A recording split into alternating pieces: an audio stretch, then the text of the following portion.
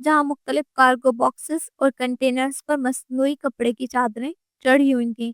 मैं पहरा देने लगा और मेरे वॉर मास्टर्स नीचे उतरे। ना हम जानते थे ना कोई और कि इस सब का क्या मतलब था। ये जगह हद दर्जा वसी थी।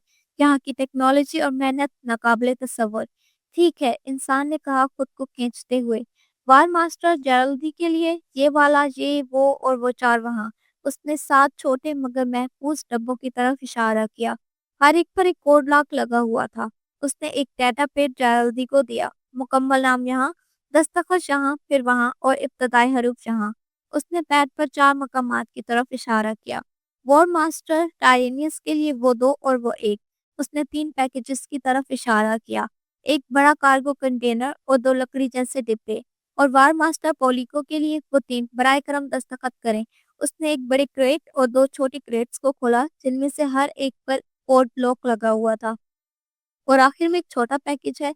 एक रैंडिसी, क्या इसी तरह बोलते हैं? उसने सीधा मेरी तरफ देखते हुए कहा। जी, मैं ही रैंडिसी हूँ। ओ मेरे खुदा, मैं घबरा गया था। मैं पहले लड़ाइयों में जा चुका था, मगर ए खुदा, ये सूरत हाल तो दिल दहला देने वाली थी। यहाँ यहाँ दस्तखत करें और यहाँ इब्तदाई हरूफ लिखें। उसने मुस्कुराकर कहा और मेरे हाथ में एक डाटा पेड दिया, साथ ही एक लंबा चमकता हुआ चांदी का केस, वो भी कोड लॉक से बंद। मैंने दस्तखत किए और उसे उसका डेटा पैड वापस दे दिया। उसने हम सबको छोटे कंप्यूटराइज्ड आलात दिए जो किसी उंगली से बड़े न थे। ये लीजिए, ये आपके रिकॉर्ड के लिए हैं। डेटा स्टिक्स हैं, इनमें बस ट्रांसपोर्ट के रिकॉर्ड्स और दस्तखतों की कॉपी है। शुक्रिया, मैंने कहा, ये जानते हुए कि ये क्या चीज़ है। अच्छा, देखते हैं कोड लॉक की तरीकाकार। उसने अपनी जेबें टटोली और एक आला निकाला जो उसके कपड़े से बने बैग में से पीप कर रहा था। उसने उस पर कुछ बटन दबाए। एक ही वक्त में तमाम लॉकशुदा केसेस जो हमें दिए गए थे खुल गए, और सिर्फ हमारे। मेरे केस में एक प्लस राइफल थी, बिल्कुल मेरी पिछली वाली जैसी, लेकिन ये निहायत नफीस सोने की तह चढ़ी हुई, और उसका हर पुर्जा हाथ से बनाया और खास तौर पर हस्ब जरूरत तैयार किया गया था। मेरे मेरे खुदा, ये तो वाह! बस यही कुछ मेरे मुंह से निकल पाया। सबने अपने तोहफे खोले, ऐसे बॉक्सिंग क्रिस्टल जो किसी भी मयार से बालातर थे, डाटा स्लेट्स और कोडेक्स जिनमें हर कहकशां की अक़वाम की तफसीलात दर्ज थी, लाखों घंटों पर मुश्तमिल फिल्मी और सकाफती रिकॉर्ड्स, आर्कियोलॉजिकल खुदाइयों का डेटा, अजीबो-गरीब अशिया या सियारों के तजज़िये, जन्नत जैसे सियारों के महल वकूफ़ और दीगर अक़ली मखलूक़ात की मौजूदगी की रिपोर्ट्स, और हमारी कहकशां से बाहर के खतरात की मुकम्मल तारीख, माजी, हाल और मुस्तकबिल।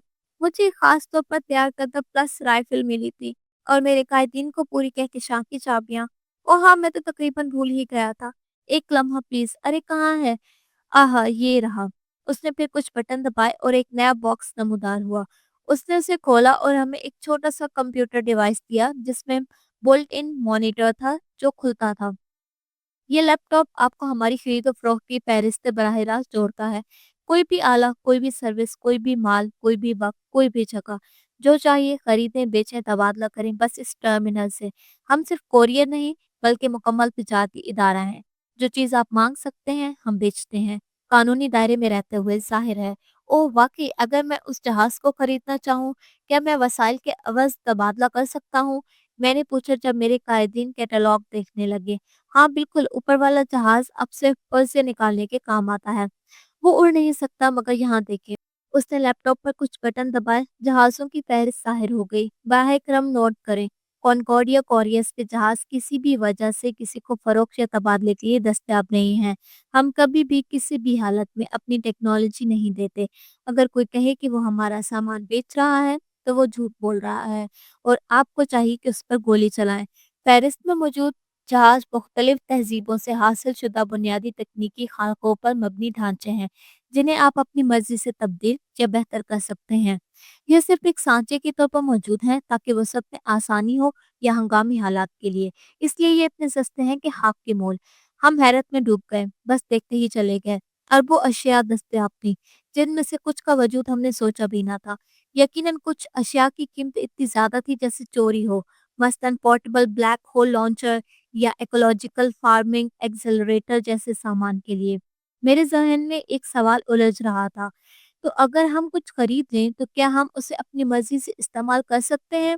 हाथा कि उसे रिवर्स इंजीनियर्स करके अपने वर्जन भी बना सकते हैं? जी हाँ, कमर्शियल ट्रेड लाइसेंस और पब्लिक कवानीन के मुताबिक जो कुछ हम बेचते हैं वो अवामी असासा समझा जाता है और किसी भी मकसद के लिए आज़ादाना तौर पर इस्तेमाल, खरीदा, बेचा या दोबारा तैयार किया जा सकता है।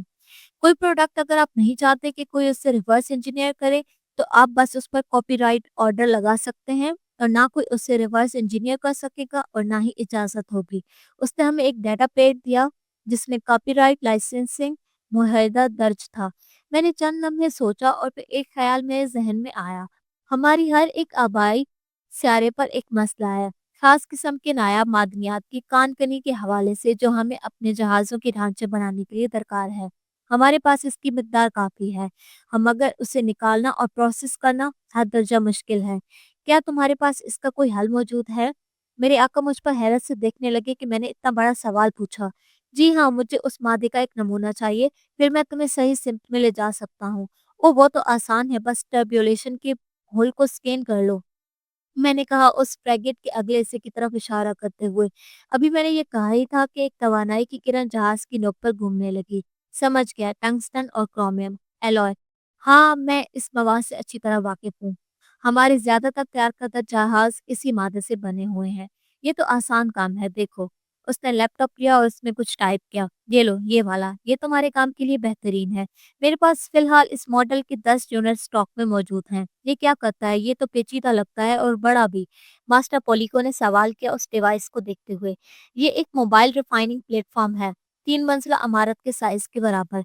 एक पायलट इसे कंट्रोल करता है। इसमें प्लाज्मा पर मबनी माइनिंग लेजर मौजूद होता है जो जमीन से या किसी भी टारगेट से बराह रास्त मादी मादा निकालता है। इसका ऑन बोर्ड रिफाइनरी सिस्टम फौरन उसी वक्त उन मवाद को साफ और काबिल इस्तेमाल बना देता है और सिर्फ 5.8% मादनी खसारे के साथ, जबकि रवायती तरीकों से 30% तक स्याह होता है और आलूदगी भी पैदा होती है। ये अब तक की सबसे बेहतरीन माइनिंग यूनिट में से एक है, महंगा है और कॉपीराइट प्रोटेक्शन के साथ आता है। इसने हमें उसकी तफसीलात का रेड आउट दिखाया। ये कॉपीराइट डिवाइस आखिर करता क्या है? मास्टर पोलिको ने पूछा माथे पर बल डालते हुए। अगर आपने इसे छेड़ने या गैर कानूनी तौर पर रिवर्स इंजीनियर करने की कोशिश की तो एक छोटा सा कॉस्केट वर्म होल बना देगा और पूरे यूनिट को एक छोटे से कीड़े के बराबर गेंद में सुकेड़ देगा। मरम्मत और मेंटेनेंस की इजाजत है, लेकिन गैर मजाज छेड़छाड़ ये खुद को तल्फ कर देता है। उसने जेब से एक छोटा सा मॉडल निकाला ताकि हम उसका साइज समझ सकें। ओह! ये तो तसल्ली बख्श है। वार मास्टर टायरेनस ने आखिरकार अपनी हैरत की हालत से बोलना शुरू किया। कोई मसला नहीं।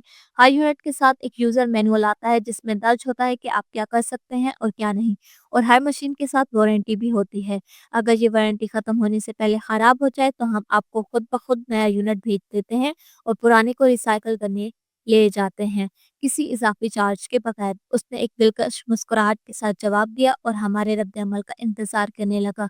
हमारा एक क्रूज़र कितने का होगा? मास्टर गैल्दी ने अचानक पूछा। हम सब, हत्ता कि मैं भी, इस सवाल से चौंक गए। चेक करता हूँ, 1 सेकंड। उसने एक करीबी कंसोल पर चंद बटन दबाए और थोड़ी देर बाद एक रेटिंग हमारे सामने आई। 47 मिलियन क्रेडिट्स। ये तो जबरदस्त काम है। इस जहाज की कारीगरी खुद में एक खजाना है। आप लोग वाकई बेहतरीन हुनरमंद है। कॉनकॉर्डिया अगरचे टेक्नोलॉजी से हजारों साल पीछे हैं, लेकिन फिर भी लाजवाब।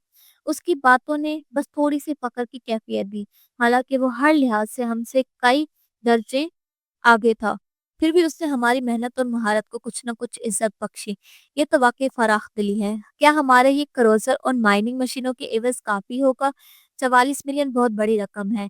ये सौदा करने के बाद भी तुम्हारे पास काफ़ी क्रेडिट बच जाएगा। वो तमाम मशीनें 10 की 10 तुम्हें 4 मिलियन में पड़ेगी। बाकी क्रेडिट तुम्हारे अगली खरीदारी के लिए रहेगा। और जैसा कि मैंने कहा था, जहाँ तुम जो कुछ भी देख रहे हो, वो सब खरीदा जा सकता है। हमने एक लम्हे को एक-दूसरे की तरफ देखा। कहकशां में मौजूद बाशऊर अक़वाम की कोई फ़हरिस्त मौजूद है? वो हमें शक से देखने लगा। माहौल एकदम से बोझिल हो गया। जी हाँ, लेकिन मैं एक बात वाज़ह कर देता हूँ। क्या तुमने वेंट्रेसी के बारे में सुना है? नहीं, हम सब ने एक आवाज़ में कहा। मैंने ही उन्हें वो फ़हरिस्त दी थी और उन्होंने इसको किसी और कौम पर हमला करने के लिए और उन्हें गुलाम बनाने के लिए इस्तेमाल किया। फिर मैंने उन सब की नस्ल को बदला लेने के लिए ख़त्म कर दिया। उनके बच्चों और नस्ल के साथियों को साइबरनेटिक गुलामी में जकड़ दिया और बाकी को उनके सियारे पर ब्लैक होल तोपे चलाकर मिटा दिया। खुदाया, उसी लम्हे हमने एक ड्रोन को देखा जो वहां सामान उतार रहा था। करीब से देखने पर पता चला कि उसके सामने वाले हिस्से पर किसी अजनबी मखलूक का चेहरा लगा हुआ था। आधा चेहरा किसी पॉलीमर अलाई से बना हुआ था, जबकि बाकी आधा गलते हुए गोश्त जैसा कुछ था, किसी जिंदा चीज का बचा कुचा हिस्सा। हम सब ने खौफ से अपने हल्क में जमा थूक निकला। मैं आपको फहरिस्त दे देता हूँ, उसने कहा और एक बहुत जख्म डेटा बुक हमें थमा दी। लेकिन याद रखना, अगर तुमने इस इल्म को जुल्म या गुस्से में इस्तेमाल किया तो मेरे कहर को याद रखना, क्योंकि ये कि तुम कोई ड्रोन या गुलाम हो, इसका मतलब ये नहीं कि मैं तुम्हें दर्द नहीं दे सकता। आखिरी अल्फाज उसने इतने स्याह लहजे में कहे, उसी लम्हे वो ड्रोन अचानक रुका, तड़पने लगा जैसे असियत में हो, और एक सस्की सी, एक ऐसी कराह जो ना मशीनी थी ना कुदरती, हमारे कानों में गूंजने लगी। हम सब ने खौफ के मारे अस्बात में सर हिलाया। उसी लम्हे वो यकदम मुस्कुरा उठा, जैसे कुछ हुआ ही ना हो, और दोबारा खुश इखलाकी से बातें करने लगा। हमने कुछ देर मजीद ब्राउजिंग की और बलाखिर फैसला किया कि सौदा काबिल कदर है। हमने अपना एक दरमियाने साइज का क्रोजर उसे दे दिया और उसके साथ एक ट्रेड अकाउंट खोल लिया ताकि आइंदा की खरीदो फरोख्त में आसानी हो। कोरियर्स तमाम मुज़ाकरात मुकम्मल करने के बाद रवाना हुआ और उसका देवहिकल जहाज उस स्टार सिस्टम से गायब हो गया। हम अपने फ्लैगशिप पर वापस लौटे। मैं वार मास्टर पोलिको के पीछे खड़ा था, जो स्पेशंस इंडेक्स को ब्राउज कर रहे थे ताकि मुमकिन इत्तेहादी या तजारती शराकत तलाश किए जा सकें। और भाइयों देखो, ये देखो, यहाँ से बमुश्किल एक नूरी साल के फासले पर एक स्टार सिस्टम है। सिर्फ एक छोटा सा जम। कॉडिक्स कहता है कि इसके तीसरे सैयारे पर बाशऊर मखलूक आबाद है। उन्होंने जोश से पुकारा और बाकी दो को पास बुलाया। वाकई क्या लिखा है कि वो कौन है? शायद हमने इनका नाम पहले सुना हो। जनरल टायरेनस ने पूछा। हाँ, एक लम्हा, ये रहा। सूरज से तीसरा पत्थर स्यारा जिसका नाम है अर्थ। रुको, ये तो इंसानों का आबाई स्यारा है। पूरे बेड़े में खुशी की एक लहर दौड़ गई, इस ख्याल से कि हम अब एक ऐसी मखलूक से मिलने जा रहे हैं जो सदियों से कहकशानी बरादरी की दस्तरस से बाहर रही है। ऐसी मखलूक जो बेनजीर जंगी सलाहियतों, हैरत अंगेज जहानत और बेमिसाल बका की सलाहियत रखती है। ऐसी मखलूक जिसे ग्रेज नामी एक अब मादूम कौम ने हजारों साल तक मुताले का मरकज बनाया था, और अब आखिर हम उनसे मिल सकते हैं, और मुमकिन है वो भी हमें अपना दोस्त और हमसफर मान ले। लॉर्ड गेरल्डी तमाम जहाजों को हिदायत देते हैं, स्टार जंप की तैयारी करें, हम नए दोस्त बनाने जा रहे हैं।